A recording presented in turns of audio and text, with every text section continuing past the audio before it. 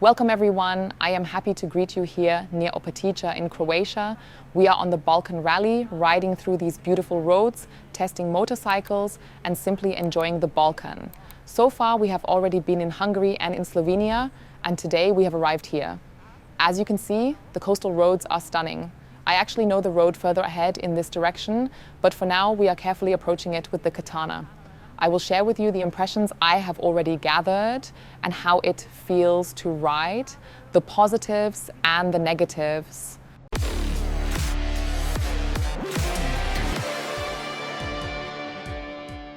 About the engine, we are talking about a 4-cylinder engine with 1,000 cubic centimeters, or to be precise, 999, and it really is a lot of fun. You get plenty of thrust, and the moment you open the throttle, a lot happens. What I personally really enjoy, especially with sporty motorcycles that usually have a different gearing, is the longer ratio in first and second gear. I often find it frustrating when I ride a motorcycle that I actually like a lot with great throttle response, but then after only about 2 seconds, the first gear screams at me and I am forced to shift immediately. Here, luckily, it is different. Maybe I can demonstrate. This is first gear now.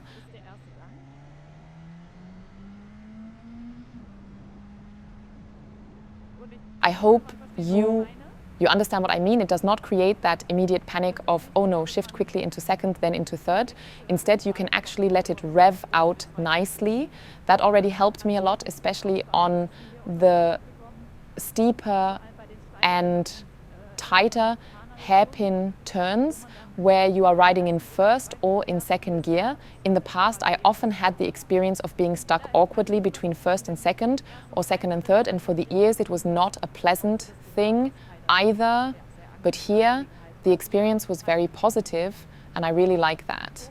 Now about the throttle response. Right now I am in 4th gear. I have shifted up and I really like it. It feels very accessible and easy to control, so you never feel overwhelmed. Especially as a less experienced rider, you would not get the impression that, oh my God, these 152 horsepower immediately hit your body all at once. No, instead you really have throttle response that feels very smooth and very connected with you, if I can put it that way. Oh, I keep looking over to the sea. It is so beautiful. It has been a long time since I last saw the sea. Something else I noticed, I was shifting in the middle of a corner. The quick shifter that is built into the Katana is simply mucho gusto. Honestly, first class. I think I have never personally experienced a better quick shifter. With the blipper both shifting up and down, it is absolutely buttery smooth. Let me demonstrate. I shift up, nothing unusual happens. No jerk, no strange feeling, no hesitation. It is just precise and to the point. And then suddenly I am back in 4th gear again. Normally I am someone who rarely uses the quick shifter, even if the motorcycle has one.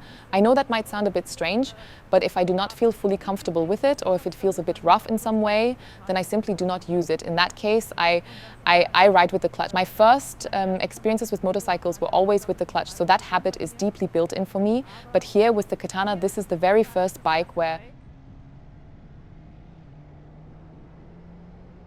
So the Katana is the first bike where I do not even want to reach for the clutch. And for me, that is already the first clear positive sign. The second big plus is the seat and the riding position. I am genuinely curious. Maybe some of you already have the Katana at home and are rather tall. I would love to know how it feels for really tall riders in terms of seating. Is the knee angle already too tight? Because it is actually quite sharp. For me though, it fits perfectly with the bike, since the Katana is a sporty machine. The engine, riding position, the design and the whole message it wants to convey, inspired by the Japanese sword, all of that calls for a sporty and active riding posture. And that is exactly what you get here. But the good part is you do not end up with a bent back that starts bothering you after half an hour. There are some colleagues, some fellow rally participants joining in. So yes, the riding position is active, but it does not put strain on your back. We have already spent several hours in the saddle, not just me, and it is very comfortable. The handlebar is placed higher and the arms are not too wide apart, not too close together and not twisted in a strange way. It simply gives you a very authentic, very natural very organic riding position. Now we are in a bit of traffic here, so I do not want to attempt any risky overtaking maneuvers, although I can already say with the Katana it would definitely be possible. Okay, there he goes and does it. Why not? Now, about the suspension. Here too, I am positively surprised. With sporty motorcycles, the suspension is usually set on the stiffer side. And of course, this is not a touring machine designed for long expeditions across Patagonia, but I must say, among all the sporty motorcycles I have tested so far, the Katana has a suspension that definitely plays in the top league. The suspension is soft enough to smooth things out, but it is not wobbly and it still gives enough feedback. You really get the feeling that you can rely on it even if a small stone suddenly appears on the road. You do not have to worry about your back or about the bike itself. It is simply comfortable. Right now we have to work our way through a bit of traffic here, so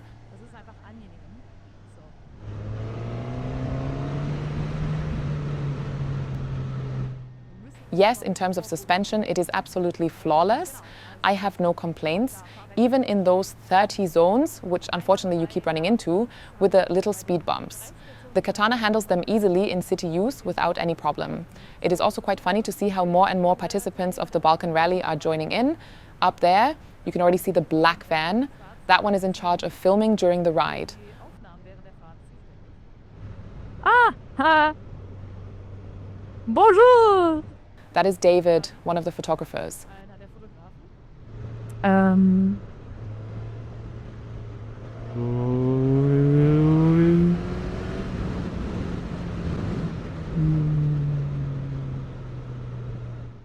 Hello. Now he is even taking pictures of me. Perfect timing.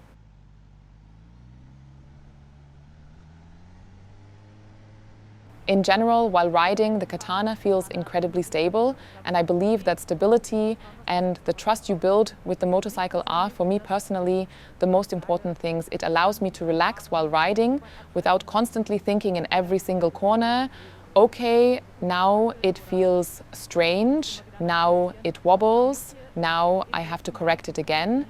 With this bike, you hardly need to give any inputs at all. You can just ride freely, very naturally. The motorcycle reacts immediately, but never in twitchy or unstable way. It rides exactly how you want it to ride. And I really, really appreciate that. Oh my God, right now I am being surrounded by sounds from all directions. Interesting. And as if it was planned, we now have several other participants right in front of us. Porsche, Alfa Romeo. Up front we have many BMWs joining the ride. Maserati is also participating. And yes, it is not just us motorcyclists who are lined up and ready. There are many, many participants from different countries, 16 nationalities. About the brakes, I find the front brake to be fairly average. It does its job well and reliably. I have not encountered a situation where it did not perform confidently. On the other hand, it is also not overly aggressive, which I actually see as a positive. You just have to keep in mind that the motorcycle already has quite a lot of power, it's 152 horsepower. Remember, this is not a brake that is super aggressive or locks up immediately. The rear brake, however, is excellent. Often on motorcycles, the rear brake only provides about 5% of the total braking power. But here, the rear brake works perfectly, even in tighter corners, when you want to stabilize the bike a little. When the motorcycle stretches out, it functions flawlessly. I have found no negative points here. Now, let's see if I can check out a little.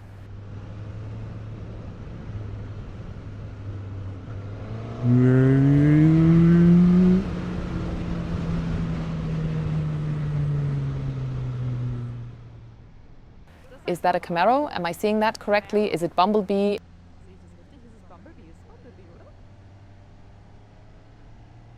Fellow motorcyclist behind me. We are now doing a slightly different moto vlog. Maybe it is also enjoyable for you to just be along for the ride. The coolest part is that we have an amazing destination ahead. We are heading to a beach party as part of the Balkan Rally. On the way, we are all riding together. And there, as I understand it, is the finish line. Everyone arrives, gathers together, talks about the day, shares experiences, enjoys a little wine or beer, and simply has a good time. It looks like the sky is gathering a bit of clouds. We just had strong, warm sunlight. But look at this. Look at this view. It is beautiful.